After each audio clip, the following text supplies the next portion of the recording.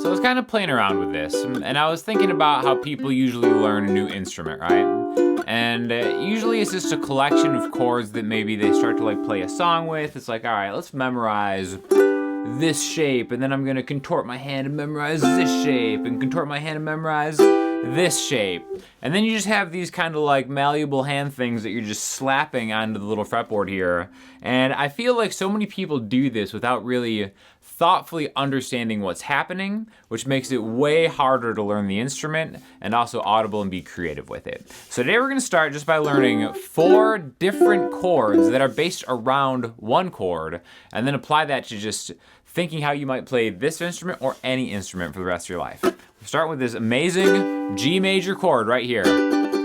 It's probably already the first ones that you've learned, right? The people's key is the key of G, so it's open 2, 3, 2. All right, so no matter if you strum all 4 strings or just the 3 strings at the bottom here, it's gonna be the same chord, okay? The notes are a G, a D, another G, this note and this note are the same. We have 2 of the same, and then a B, okay? So any combination of G, B, and D make a G major chord. There are a couple different ways to do this on a ukulele, which we'll talk about later, but this is a tried and true way, all right?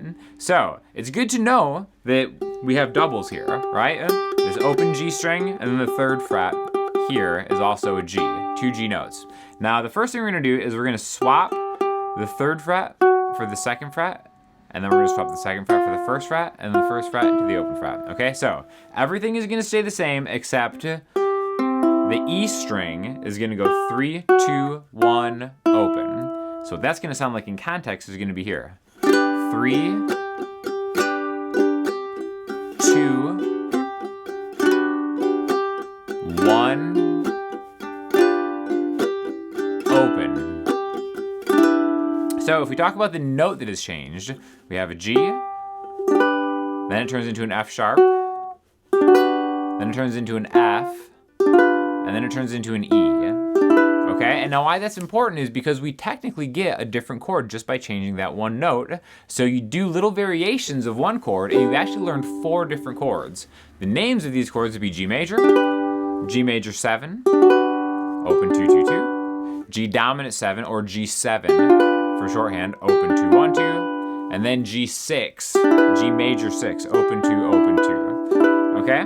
So while it's impressive to be like, I just added 4 chords to my vocabulary with only moving one little thing, I think the spirit of this is more manipulating one chord and be like, all right, I have a major chord, and then I just tried to swing, that was a swing and a miss on a ukulele strum right there. I got a major chord, now I'm just gonna do this, inflect it, change one thing, and get a different sound. And it's very important to be thoughtful and use your ears in how this affects things, right? Because what you could do, and what I think is like a really great kind of experiment to do on ukulele, is actually forget that there is this G string on top here, and then just worry about these 3 strings, the C, E, and A strings right here. Because if we do that, now it's like, all right, I've got a G, B, and a D, and then I'm trading the G for an F sharp, and then it's like, oh, well now I've got the 2nd fret here, which is a D. I've got the 2nd fret here, which is an F sharp, and the 2nd fret here, which is a B. So D, F sharp, and B. Well, that's actually a B minor chord, but then as soon as you add this, it becomes a major 7 chord. Yes, that's true, but also that can be very confusing, right? It's more about getting the sound. So thinking about doing this to this to this to this, it's like, all right, well, I've got one chord and I've got some different things that I can do with it. And then once you think about that, you can use it as a movable shape, which is important. Because if you've ever played like an A major chord, you may have been doing it in, like a different position, but I want to take this G chord and then move it 2 frets higher and play an A major like this. And I'm using my thumb just to hold that low G string, so we're not going to hear it at all. So I can do the same thing that we just did with the G chord, but I'm going to do it with A major. So maybe if you have some kind of chord progression, like let's take 2 chords that generally you don't get seen a lot together, A major and C major.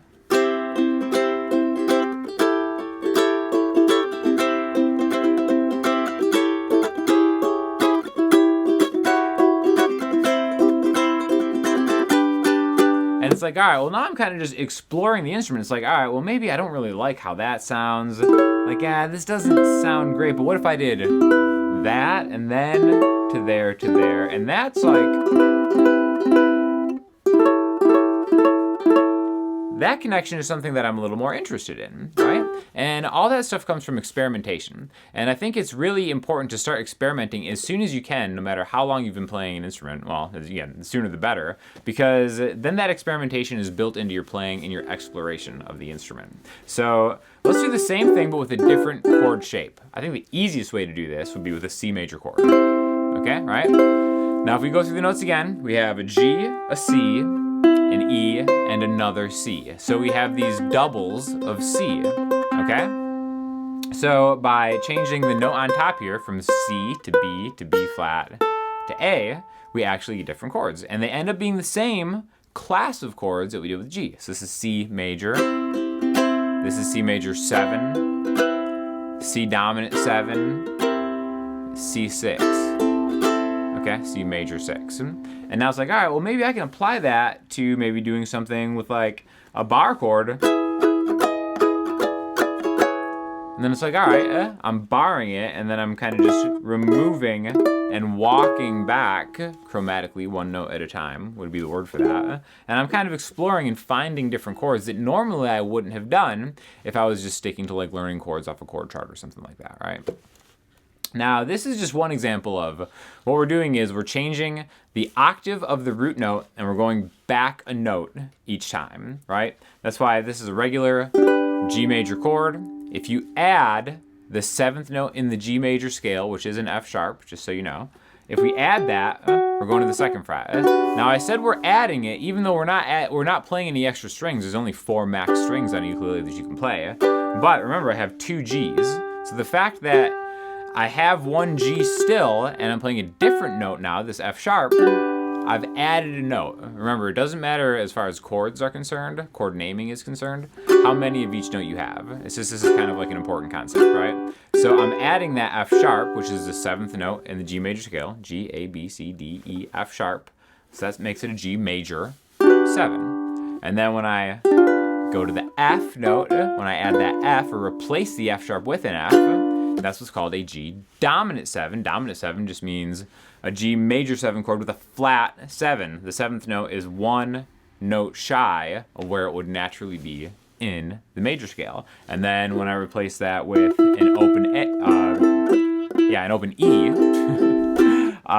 you just add the 6th note, right? G, A, B, C, D, E. So that's a G major 6. So that's kind of how chord naming works, which is really important to learn, for sure. But like I said before, it's more about experimenting and finding just cool different things that you can kind of like hear and then be thoughtful about.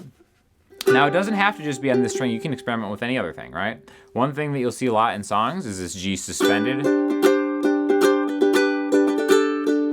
little move where I'm just replacing the top string here, going 2 to 3 to 2 to open, right? So there's G major, G suspended 4, G major, G suspended 2. Now the reason it's called 2 or 4 is because when it's G sus 2, what's the note here? It's an A. A is the 2nd note in the key of G. The 3rd note is a B. The 4th note is a C. So it's G sus 4, G major, G sus 2, G major 7, G dominant 7, G major 6, G. Those are a bunch of different chords that you learn just by manipulating one G major shape. And it doesn't have to stop there. In fact, one of my favorite ways to kind of play around with a G chord is taking this note right here, the 2nd fret on the C string, which is a D, which is the 5th of a G, G, A, B, C, D, right? And then flattening that. In fact, this move reminds me of a Nico Case song called Star Witness, which you should totally check out because I think it actually has this G to diminished chord in it. But this is the name for this would be diminished, flat 5, a flattened 5, and it has such a cool sound to it, right? It's like an unstable sound, and then maybe we can open it up, and then we can always end where we started. And see how that kind of adds like a lot of just character to like a small part of the song? And that's just by experimenting, just by moving, trying different frets out, right?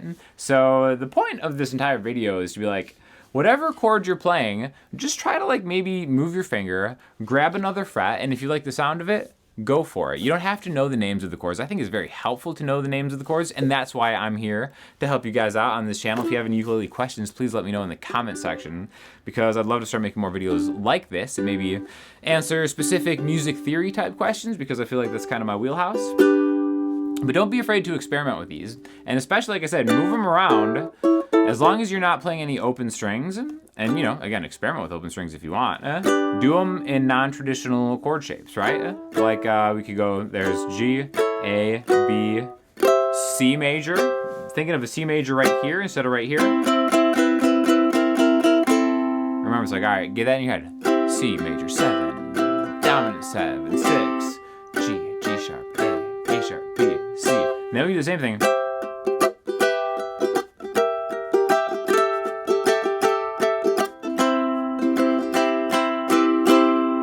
And then I think you just get a better understanding of how the instrument works. And once you have that understanding, I do feel like it becomes less memorization and more you just making the connection between your brain and your ears and your fingertips.